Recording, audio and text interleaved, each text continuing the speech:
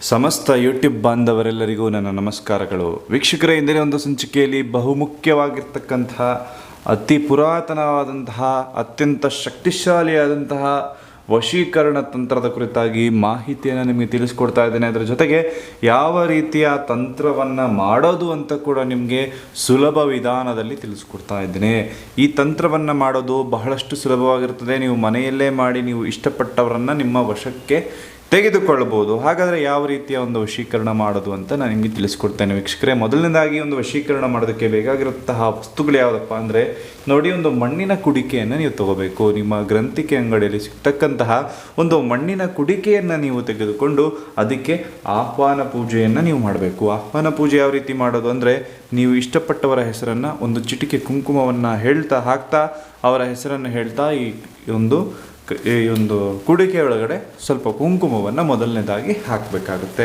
ಹಾಕಿದ ನಂತರದಲ್ಲಿ ನೀವು ಯಾರನ್ನು ಇಷ್ಟಪಟ್ಟಿರ್ತಾರಲ್ಲ ಅವರ ಮನಸ್ಸನ್ನು ನೀವು ವಶೀಕರಣ ಮಾಡಬೇಕು ಅನ್ನೋ ಕಾರಣಕ್ಕೋಸ್ಕರ 2 ಮೆಣಸನ್ನು ತೆಗೆದುಕೊಂಡು ಓಂ ನಮೋ ಚಂಡಿಯೇ ನಮಃ ಅಂತ ಹೇಳ್ತಾ ಆ ಕುಡಿಕೆ ಒಳಗಡೆ ಸೇರಿಸ್ಕೊಳ್ಬೇಕು. ಆಯಿತಾ? ಆ ರೀತಿಯಾಗಿ ಸೇರಿಸ್ಕೊಂಡ ನಂತರದಲ್ಲಿ ಒಂದು ವೀಳ್ಯದೆಲೆಯನ್ನು ತೆಗೆದುಕೊಳ್ಬೇಕು. ಒಂದು ವೀಳ್ಯದೆಲೆಯನ್ನು ತೆಗೆದುಕೊಂಡು ಅದರಲ್ಲಿ ಅವರ ಹೆಸರನ್ನು ಬರೆದುಬಿಟ್ಟು,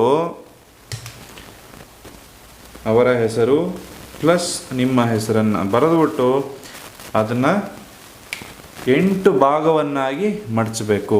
ಆಯಿತಾ? ಅದನ್ನು ನೋಡಿ, ಈ ತುದಿ ಇದೆಯಲ್ಲ, ಈ ತುದಿಯಿಂದ ಈ ರೀತಿಯಾಗಿ ಮಡ್ಚ್ಕೊಳ್ತಾ ಬರಬೇಕು. 8 ಭಾಗವನ್ನಾಗಿ ನೀವು ಮಡಚಬೇಕು. 2, 3, 4, 5, 6, 7, 8 ನೋಡಿ, ಈ ರೀತಿಯಾಗಿ ಮಡ್ಚ್ಕೊಳ್ಬೇಕು. ಮಡ್ಚ್ಕೊಂಡ ನಂತರದಲ್ಲಿ ಇದನ್ನು ಆ ಕುಡಿಕೆ ಒಳಗಡೆ ಸೇರಿಸ್ಕೊಳ್ಬೇಕಾಗ್ತದೆ ವೀಕ್ಷಕರೇ. ಆಯಿತಾ? ಸೇರಿಸ್ಕೊಂಡ ನಂತರದಲ್ಲಿ 108 ಜೀರಿಗೆ ಕಾಳುಗಳನ್ನು ನೀವು ತಗೊಳ್ಬೇಕು. 108 ಸರಿಯಾಗಿ, ಒಂದು ಹೆಚ್ಚಾಗಬಾರ್ದು, ಒಂದು ಕಮ್ಮಿ ಆಗಬಾರ್ದು. ಇದು ಬಹಳಷ್ಟು ಮುಖ್ಯವಾಗಿರ್ತಕ್ಕಂತಹ ವಿಚಾರ. ನೋಡಿ, ಇಲ್ಲಿ ನಾನು ಲೆಕ್ಕ ಮಾಡಿಟ್ಟಿದ್ದೇನೆ. 108 ಜೀರಿಗೆ ಕಾಳುಗಳನ್ನು ಅದನ್ನು ನೀವು ತೆಗೆದುಕೊಂಡು ಇದರೊಳಗಡೆ ಸೇರಿಸ್ಕೊಳ್ಬೇಕು. ಈ ರೀತಿಯಾಗಿ ಸೇರಿಸ್ಕೊಳ್ಬೇಕಾಗ್ತದೆ ವೀಕ್ಷಕರೇ. ಆ ರೀತಿಯಾಗಿ ಇದನ್ನು ಸೇರಿಸ್ಕೊಂಡ ನಂತರದಲ್ಲಿ ನೋಡಿ, ಇಲ್ಲಿ ಕೆಳಗೆ ಕೆಲವೆಲ್ಲ ಬಿದ್ದೋಗಿದೆ. ನಾನೆಲ್ಲ ಲೆಕ್ಕ ಮಾಡಿ ಹಾಕಿದ್ದೆ. ಆದರೆ ಅದು ನೀವು ಹಾಕ್ತಕ್ಕಂತಹ ಸಂದರ್ಭದಲ್ಲಿ ಯಾವುದೇ ಕಾರಣಕ್ಕೂ ಕೂಡ ಲೆಕ್ಕ ತಪ್ಪಬಾರದು. 108 ಕಾಳುಗಳು ಹುಷಾರಾಗಿ ನೀವು ಅದರೊಳಗಡೆ ಸೇರಿಸ್ಕೊಳ್ಬೇಕು. ಆಯಿತಾ? ಸೇರಿಸ್ಕೊಂಡ ನಂತರದಲ್ಲಿ ಬಹುಮುಖ್ಯವಾಗಿ ನೀವು ಮಾಡ್ತಕ್ಕಂತಹ ಕೆಲಸ ಏನಂದರೆ, ನೀವು ಮೊದಲಿಗೆ ಮಾಡ್ತಕ್ಕಂತಹ ಕೆಲಸವನ್ನೇ ಕೊನೆಗೆ ಕೂಡ ಮಾಡಬೇಕು. ಅದೇ ಕುಂಕುಮ ಸಮರ್ಪಣೆಯನ್ನು ಇದರೊಳಗಡೆ ಮತ್ತೆ ಮಾಡಿಕೊಳ್ಬೇಕು. ಆ ರೀತಿಯಾಗಿ ಮಾಡಿಕೊಂಡ ನಂತರದಲ್ಲಿ ಈ ಒಂದು ಮಂತ್ರದ ಜಪವನ್ನು ನೀವು ಮಾಡಬೇಕು. ಯಾವುದೇ ಒಂದು ವಶೀಕರಣ ಆಗಬೇಕು ಅದು ಕೂಡ ಈ ಒಂದು ಮಂತ್ರ ಬಹಳಷ್ಟು ಮುಖ್ಯ.